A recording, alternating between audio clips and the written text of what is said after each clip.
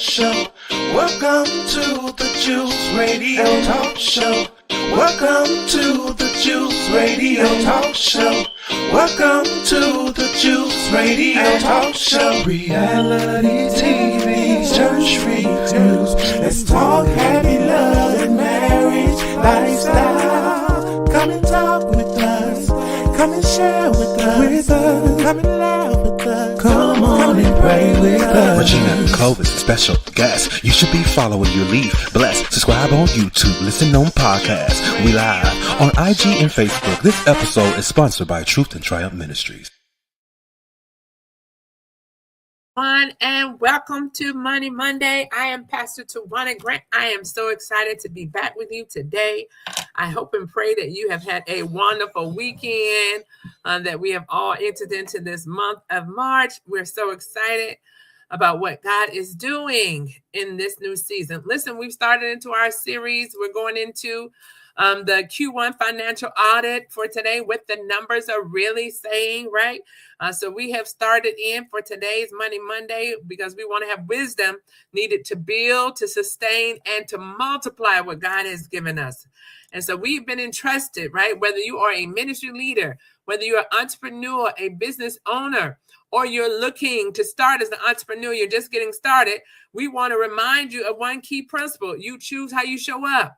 And so that's not only just in ministry, that's also when you work in the marketplace ministry. If you're owning your own business, you have to understand that when it comes to your finances and your business, how you show up in your numbers, it matters as well, because that really determines how far you can go. How far can I go? How much money do I have? So in the last 3 months have already passed. We're already in the month of March. And so this is our moment for disciplined leaders to pause and ask one important question.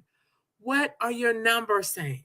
Because a lot of times I know we have a lot of vision, we have a lot of hope, we have a lot of strategy, but we have to understand not what we feel, not what we hope, not what we think is happening, but what are the numbers actually revealing to us? This is so key because we have great faith, but faith without works is dead.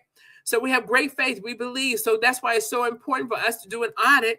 Why? Because if what we have hoped for isn't happening in reality, we have an opportunity to pivot. We have an opportunity to course correct. We can do some different things, but you have to know that. So as a leadership, one of the disciplines that we need to have, that is for every business owner, for every ministry leader, for every entrepreneur is that we have a practice of knowing reality and the truth, because we can hope all day. You have to know what is real. Where do I stand financially so that you can make decisions from the appropriate posture? The scripture tells us in Proverbs 27:23, be diligent to know the state of thy flocks and look well to the herd. What is it saying? You need to understand, even in biblical times, wealth was measured in livestock. The number of animals that they had, it was measured in livestock. So even today, your flock, your herd, it could be different things. Your cash flow, your revenue streams, your expenses, your savings, your investments. You have to look at it and then manage it wisely, right? And so we want to make sure that we're looking at things regularly. So that today we're going to talk about the 5 things that we need to know as it relates to knowing our numbers and understanding our money. We're going to have 5 things that we want to talk about today. Good morning, Pastor Lorenzo. God bless you. Good morning, Stephanie. We want to encourage you today because there are 5 steps that you can take. As I always say, it's not exhaustive, but these are ways in which you can make sure you are measuring, right? Understanding where you are in first quarter. We're just about to end the first 3 months of the year. So this is your first quarter audit, your first quarter assessment. Where am I? Because now you have time. You have a period of opportunity where you can recoup if you're not moving as fast as you had planned, right? You have a strategy, you have a plan, but now's the time for your assessment to see, are we doing what we thought we would do? So the first thing a Q1 audit reveals is your financial habit, because numbers do not lie. We want to understand, what are we actually doing? Where are we actually spending? When we do an audit, they reveal these patterns that we have taken. They reveal whether we are disciplined in certain areas. They reveal what are our true priorities, because we find that all the time. We're saying buying a house, maybe leasing a building, for your business is a priority this year, but are we saving for it? Are we improving our credit scores? The things that we do line us up, get us ready, tee us up for advancement. We're preparing. That's what the waiting period is about. That's what the process is about, is preparation. So here what it is, you might say you are focused on growth, but if your numbers show excessive spending and low savings and inconsistent revenue management, then our habits are telling a different story. And that's why we have to make sure that we understand our narrative, right? Because we can have a story, but what is actually happening? So here Luke 16:10 teaches, he that is faithful in what is little, yes, will be ruler and faithful in what is much. And so here what we want to make sure is we understand faithfulness is revealed through management, through our stewardship. If we're faithful to it, not just a dream, because thank you, Holy Spirit. Sometimes we get excited about the fact that I am the owner. Sometimes we get excited about the fact that I am the pastor. Sometimes we get excited about the title, but we forget the accountability, the responsibility, the journey, the process that is necessary in order to operate honorable in what you've been called to do. So it's more than just having a title and more than just people looking to you in that capacity. What are you doing to align yourself to what you've been called to do? So during this first quarter audit, we need to ask ourselves these questions. Where did my money actually go? Where did I actually spend it? While I have a plan, I have a budget. We can all raise our hands. We've had a plan and we've had a budget. We haven't always stuck to it. We haven't always did it. We haven't always moved the way we should. And so here you've got to take an account. We're doing an audit. So you need to make sure you evaluate because we're about to close out the first quarter. March is coming to an end. And so these are some of the things we're going to be talking about this month to get us ready to understand where we are. And if we need to make any pivots, make some adjustments. Then what expenses increase? Sometimes we may have been used or accustomed to things staying at one price. But when you look at it in reality, I've done that before. I go back and I look. I thought when I started that service, it was only $25. And then I look up, the next year, some of us can raise our hand. The next year, they're charging me $50. And then the next year, it's $75. I looked at one time, I had a service, and it was almost a couple of $100. I was like, whoa, where did I not see this moving? So this is another good way for you to evaluate where the expenses increase. Because every new year, things do change. And sometimes because if you're like me, I have certain things on auto. They're auto pay so that I can make sure and be assured that things are happening the way they should. But here we need to take an account and evaluation. What expenses are unnecessary? This is your third quarter audit. What are you doing that is unnecessary? What are we doing that doesn't give us a good ROI, a return on investment? Where is it that I'm pouring energy? It doesn't always have to be money. It doesn't always have to be money. Maybe it's energy. Maybe it's focus. Maybe we're putting our focus on the wrong thing, and therefore we're not seeing the progress that we should. So now we need to reevaluate, where is it? Where is the expense that is unnecessary, both financially, but also in our growth? Then did I reinvest in growth or just maintain operations? Did I put some finances into where we're growing to, or was I flat so that I can only just maintain operations? That lets us know and evaluate too if we have any money problems, because many people, we don't understand how money is being evaluated and how it is being used. And so we need to make sure that we are taking a visible look at what is happening, right? So that we won't have any unknown issues to come up at the end of the quarter. You don't want a big bill at the end of the quarter. You want to make sure that you have level set yourself in such a capacity and in such a way that even if we have something that has increased in expense, we've covered it. We've acknowledged it. We're prepared. We're looking for that. So here, they never stop long enough to examine the flow. So here's the thing. We don't have all the time visibility to the problem because we don't always sit down and evaluate where things are flowing. A disciplined leader always knows our numbers. Don't be so far away from what's happening that you cannot reiterate where you are. I know that. Sometimes we're expecting great things, but you're not close enough to make sure that it is progressing well. So point number 2, the numbers reveal whether your business is growing or just busy. Ooh, this is good. Sometimes we're very busy, but we're not making progress. One of the biggest mistakes entrepreneurs make is confusing activity with growth. Sometimes we can be very busy. We can be extremely busy and still not financially advancing. So our number one question through our Q1, as we look at the numbers, whether we're just busy or whether we're really growing, is look at our three indicators: your revenue, your profit, and your cash flow. Where are they? Why? Because your revenue tells you what came in. Your profit tells you what remained. Cash flow tells you whether your business can survive, whether I'm still making enough to be solvent, whether I can still move forward, because many businesses fail not because of lack of revenue. They're getting money in. They fail because of cash flow discipline. Everything, you don't want to eat up your seed. What is coming in is intended for growth. It's intended to maintain the business. And here we want to talk about that because the Bible talks about it in Luke 14:28. Which one of you that looks to build a tower does not sit down first and count up the cost? This is the thing that we have to do every month.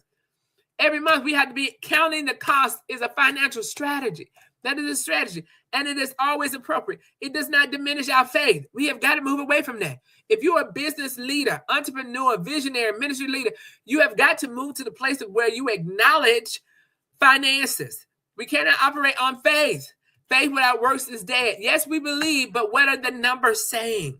So that we can run our operations. And as you as a leader, it will help to reduce your level of stress. It will help to reduce your level of concern when you know where you are. There's a level of confidence that comes. So here, as we talk about that, counting the cost is a financial strategy. Here are a few things you can do for your audit, your Q1 audit. You should be able to understand, are we expanding? Are you growing? You should be able to look at that very clearly and say, are we expanding? Are we stagnant? Are we staying in the same place? Are we not making any movement? Or are we slowly bleeding financially? These are key. You have to know where you are. Are we expanding? Are we getting more revenue in? Are we managing our cash flow? Are we stagnant? Are we just getting in enough to manage our operations and pay our bills? We're at a stagnant place. So you want to understand that so that you can push on the levers to help grow your revenue. And then are we slowly bleeding financially? Because the earlier you identify a trend, it is easiest to correct it. It is easier to correct it. You have the period of opportunity, and before you lose the business or before you go into such a detriment of financial overhead, you want to make sure you are aware of it early so you can make these corrections. Point number 3, the numbers reveal if your pricing strategy is wrong. So this is good. Sometimes you have a great product. Sometimes you're having great people, a good number of demand, but your price point is off. So you're not making enough revenue. So many businesses work extremely hard, but remain financially strained. And oftentimes the issue could be very simple as your price point. But those of you who are operating in your own business, those of you who are operating in a service provider, or maybe you're offering a product, you have to go back and reevaluate. Are you charging the right thing compared to your market demographics, your segment, your field, your industry? Are you at the right price point? Because I know sometimes we'll say this, well, I don't want to lose my customers. Well, if you have been servicing well, if you have been providing a great service product, if you have given the right amount of customer service and the right amount of attention to your clients, they will understand that the economy has changed. And we had a lesson on this previously, what you should do when you are going to change your price point. Communicate so that they are aware. So 1, are we charging what the market supports? Are you charging what the market support? Because oftentimes we are being underpriced. We're underpricing to keep the numbers, but we're still losing and cannot make progress. So what do? Is you have to understand, are your margins healthy? Meaning what it costs you to do and what you're charging for. Do you have enough gap to give you a good profit margin? If not, you need to evaluate your pricing. Again, we're doing a first quarter audit. Some of you may have started new. Maybe this is the first year of it. And so maybe you need to have an opportunity to glean and grow in that space. So here's some good things you can do. Are we over delivering but undercharging? Sometimes we're charging minimal, but we're giving first class service. So maybe what you want to do, instead of changing the pricing for everything, maybe what you want to do is do a differential. So here's what we're going to say. If you need to do a price change, right? Because you want to make sure you are maximizing the work that you're given and what you are doing. You might want to do a price differential. So for these services, we're staying at this price. But here for these accelerated services, they are now at a new price point. That way, you give them the option to either stay where they are or make a pivot and go to the higher price point. That is one option. If your concern is that, but here, if your revenue increased, but your profit stayed the same or decreased, then your pricing structure needs to be revisited. If you're getting a revenue increase, but the profit stayed the same, you've got to look at your numbers, because a lot of times it's costing us more to make it. It's costing us more to do it, but we're not passing on the price increase to our clients. When you service well, you create and curate loyalty. They recognize that you are a service provider that they can depend on. And you as a business owner, as a ministry leader, you have to leverage that so that they are still getting high quality service. And we had to make an adjustment due to the market prices. So here, entrepreneurs sometimes operate from fear. Sometimes we're afraid we don't want to lose what we have. And that's the point. That's where we have to really change our posture to understand who you are. You have to know your identity. You have to know what you bring to the table. And when you understand that what you are doing is valuable, then your price point won't seem so fearful to you. When you recognize and you do an evaluation of your segment or your field, your industry, and you find out that you have a fear of losing clients and a fear of charging your real value, we have got to reassess ourselves so that we don't diminish and devalue what we bring to the table. A healthy business price for sustainability. When you are a healthy business, you price for sustainability. You want to stay in business, because when you underprice, you create exhaustion without expansion. You're still moving, you're still running, but you're not making progress because we're not evaluating on our price point. So a wise leader corrects that early. So this is your first quarter. This is where you can go back and evaluate and see, are you charging the right price point? Are you evaluating? And also do this too. Has the market demand changed where you need to reevaluate who you are marketing? Maybe you've stayed at a level that is undercharged because you've stayed with your same demographics of people you marketed to. You need to pray about whether you want to now remarket to a greater demographics. Maybe what you are charging now could be easily supported with a new demand, a new funnel, a new channel of clients who would readily pay your new amount. Don't get locked in to what you've already done. Look for what is now available for you to do in this new season. Point number 4, the number reveals your risk exposure. So this is very important. Another powerful insight is understanding your financial risk level. Are you at risk? Are you running in such a way that you are in survival mode? And so here you want to ask yourself, if revenue stopped today, how long could my business survive? Meaning, if I did not get anything else in, how long, what is my runway to being able to have to shutter the business and close it down? This is your financial runway. You want to know, how far can I run the business without additional funding? And so strong businesses aim to maintain at least 3 to 6 months of operating reserve. This is where we want to get to. This is our target. And so that might be an iterative process for you where you're starting, let me just build up 1 month of reserve. Then you move to the next. Let me build up a second month of a reserve. But the goal is to have 3 to 6 months of reserve. Why? Because the market fluctuates. Sometimes the market is hitting great and we're making a great progress in our business. And then there are other times when the demand perhaps for your product or service has changed. We're having an economic shifts even right now in investments and financial instruments, so that we see a strong shift in change in the headwinds.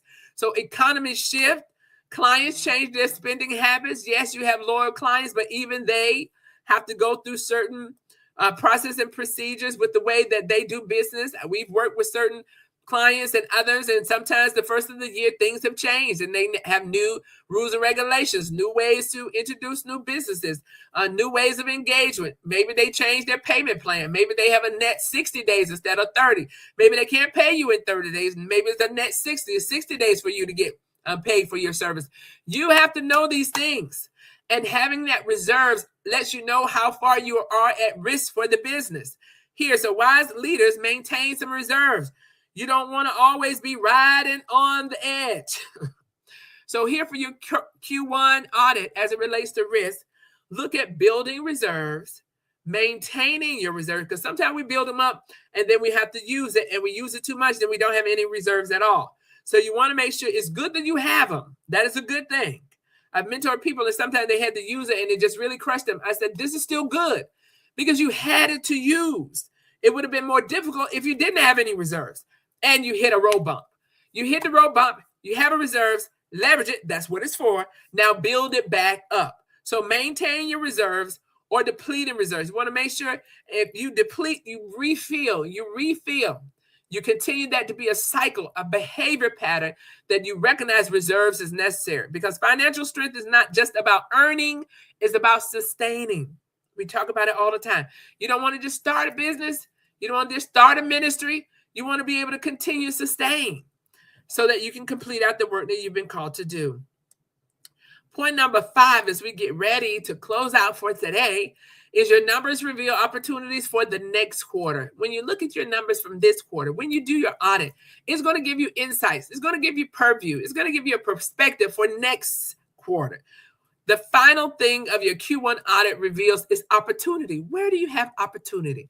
Oh, thank you, Holy Spirit. I want to talk about that because sometimes we look at the numbers, and the reason why we don't want to look at the numbers is because we feel like it's going to be deflating. No, don't look at it. It's going to be deflating.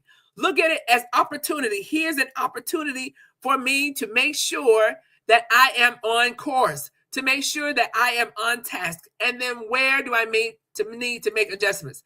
So numbers do not only expose problems, they also highlight potential. Where is it that you can thrive in?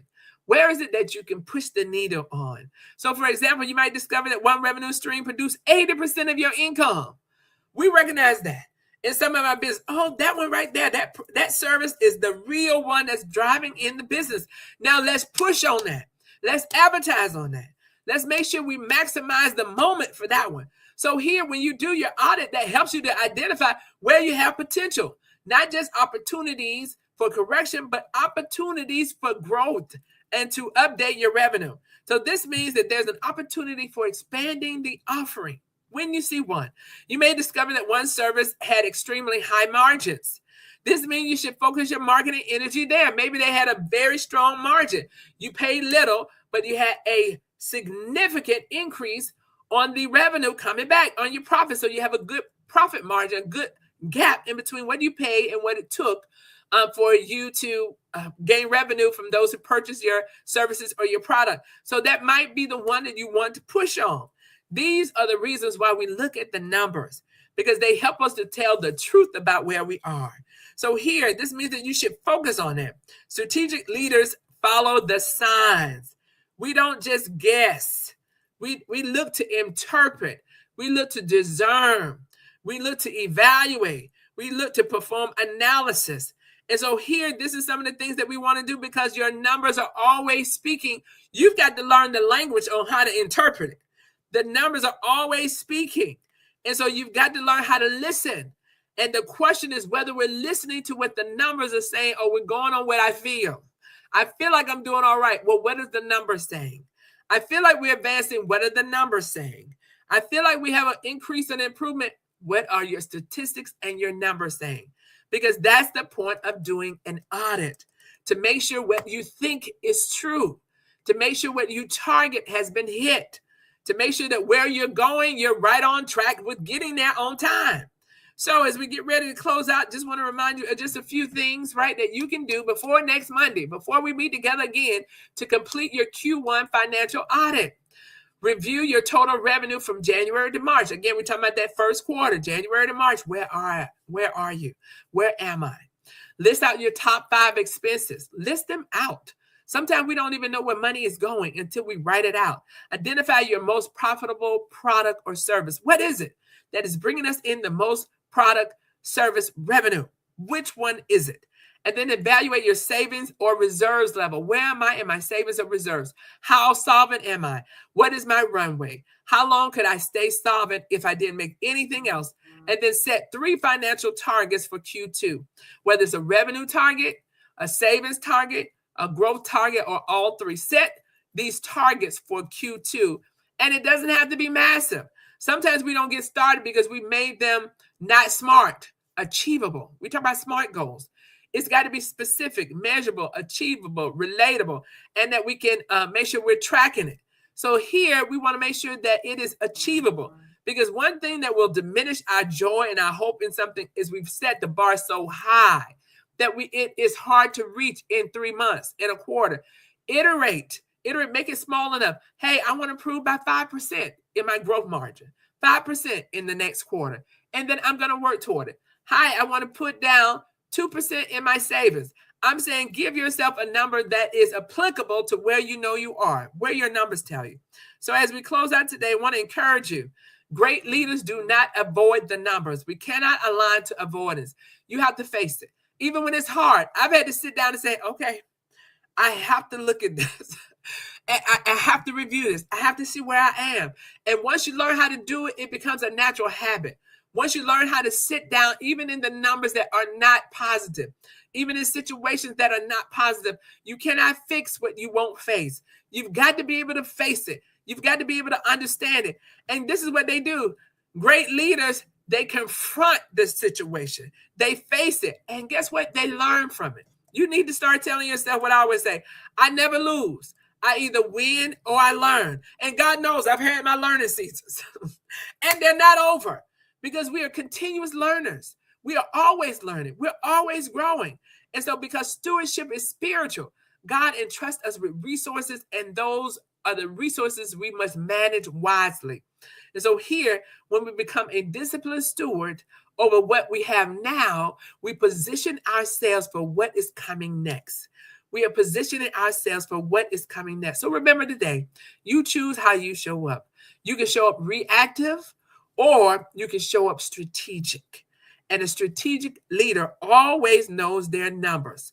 So this has been Money Monday. I am your host, Pastor Tawana Grant. Thank you so much for joining us today. Again, all of you who have joined us online, thank you so much, Stephanie. Thank you so much, Pastor Lorenzo.